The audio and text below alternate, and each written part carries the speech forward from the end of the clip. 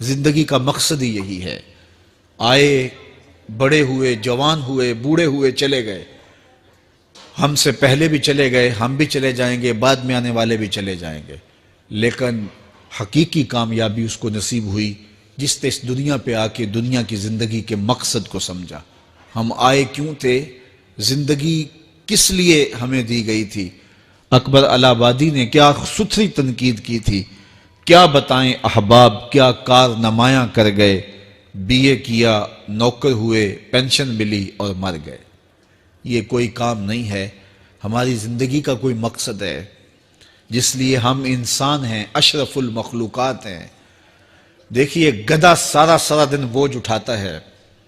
اللہ اکبر. میرے صاحب نے گدھے سے بھی ایک موازنہ کیا ہے کہ سارا دن جو ہے وہ بوجھ اٹھائے اور کام کرے اور پھر مالک اس کو غذا بھی نہ دے. وہ جا کے روڑیوں سے اور باہر سے جا کے چر کے پھر آ کے کام مالک کا کرے.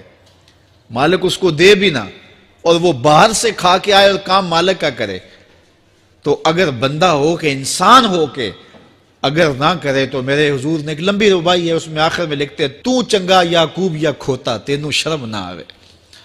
کہ اگر وہ ایک گدھا بھی کام کرے، اپنی پیٹھ پہ بوجھ لا دے اور تو اپنے مالک کے لیے کچھ نہ کرے اور ساری نعمتیں مالک نے تجھے دی ہیں اور عزتیں اور آبرویں تیرے نام کی ہیں اور تو اس کا حق ہی ادا نہ کرے تو پھر کس طرح تیرے سے؟ تو پھر اولئک کل انعام بل ہم اضل. فرمایا تو چوپایا ہے بلکہ چوپایوں سے بھی بدتر ہے. تو میں اور آپ اپنے آپ کو انسان ثابت کریں. آج موقع ہے. سے ثابت نے اجے حواس تیرے، سے ثابت نے اجے حواس تیرے، کر لے نیکیاں رج کے تو، اڑیا رب رسول کیوں پل بیٹھوں، آ رب رسول ول پج کے تو. آئی موت ایتھے رہسن کم تیرے، آئی موت ایتھے رہسن کم تیرے، نیکیاں کر لے بھج کے تو، کی آکھ سن لوگ یعقوب تینوں، جب ٹر پیوں سر منہ کج کے تو. وہ وقت آئے گا جب تنیاں باندھ دی جائیں گی، جب دونوں جانب سے کفن باندھ دیا جائے گا، پھر پردہ ہٹا کے دیکھا جائے گا، پھر بند کر دیا جائے گا. وہ لمحے کتنے دردناک ہوں گے، وہ گھڑیاں کتنی دردناک ہوں گی.